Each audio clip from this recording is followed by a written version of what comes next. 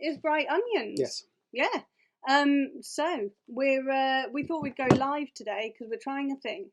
And I need to remember to look at the camera and not my own face. So yeah, hi.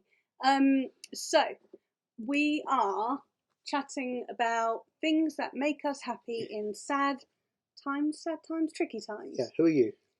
I'm Michelle Donkin. This is Andrew Allen. Yeah. We usually introduce ourselves. But we're live, so we're yeah. trying out a new thing. And with new technology, because our cast iron are doing.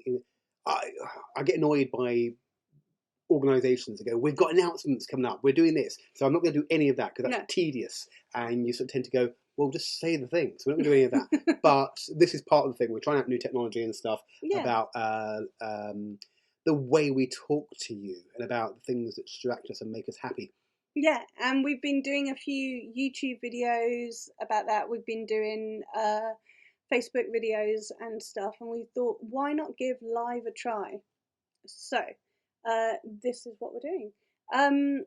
And we've been taking it in turns to say what makes us happy.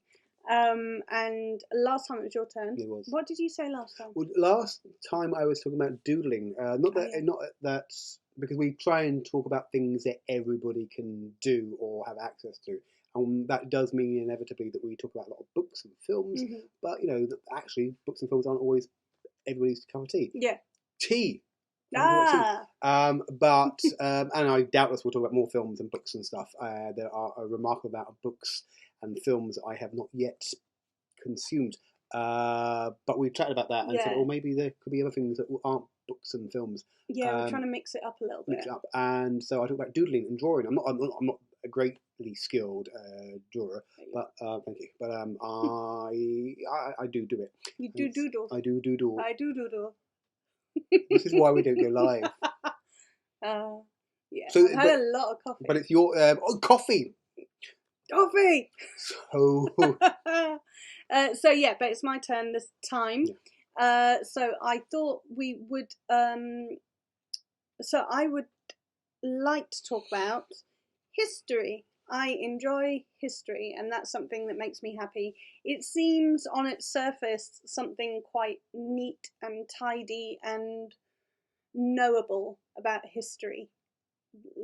And you can learn lessons from the past that might help you deal with things in the present and predict how humans may interact and things like that. So I find history and the narratives of history really interesting, but then on a deeper level, I like that obviously history is down to perspective, and what am I trying to say? Like history is written by the victor. Victors, so it's point of view, which is quite interesting as well. I like the saying about history that history does not repeat itself, but it does often rhyme. And the idea is that like Hitchhiker's Guide to the Galaxy? No, I think it's a bit more older than that. Although I'm sure Douglas Adams would have liked the sentiment. But the whole idea that if you are you've got enough distance on history, because history comes with distance, that you can see the same things returning and the same things. Yeah. There are certain cycles within history. Yeah, I like that. And then also that idea of pendulum as well. I think Obama talks about that. That you can, if you look through history, that you can see the way society sort of swings from one extreme to the other, and that we might be easing. I don't want to misquote Obama, but yeah, that idea that we go from one extreme to the other, and actually the extremes might be less severe as we go on. That we're kind of coming to a happy middle at some point. It's quite rare, isn't it, that you can. Because there's another famous quote from a king, I believe, that he puts in his diary, or a general, he puts in his diary, "Nothing interesting happened today." And even the BBC did this once. They said, "There is no news today, so here's some music." Yeah. They did that at one point. But it is, even allowing for those, it's quite rare to be able to say, "Oh, we are living in history. This is a historic moment." Yeah. And it's really weird that going to Sainsbury's now other supermarkets are available. You're allowed to name them. We're not. Yeah, but if I name one, then I have to name the others.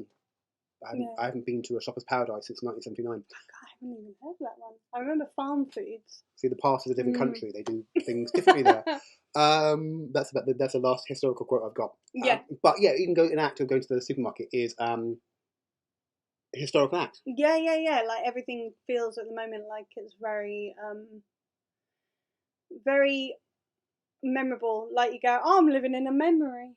Yeah. You know, this is going to be quite memorable, this whole experience. But I am still somewhat interested in history, you know, like as a hobby rather than to compare it to now. So I'm less interested in doing the whole predicting what might happen in the world today and stuff like that from history. I am just interested in the stories that, you know, like the people of the past. I really love that. So I like history. It's like, although we're not talking about watching screens or reading books, it is very much the act of, you know, a nice paperback book or whatever, or a hardback book or documentary. So I love historical fiction. It's great.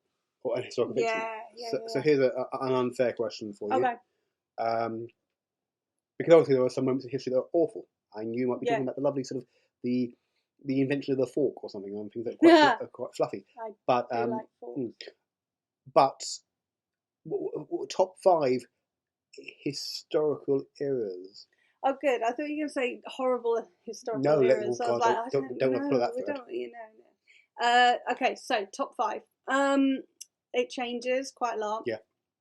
At the moment, I'm loving the Stuarts, so because of the whole Outlander thing that has led me to go, I don't know anything about the Jacobite uprisings. Yeah.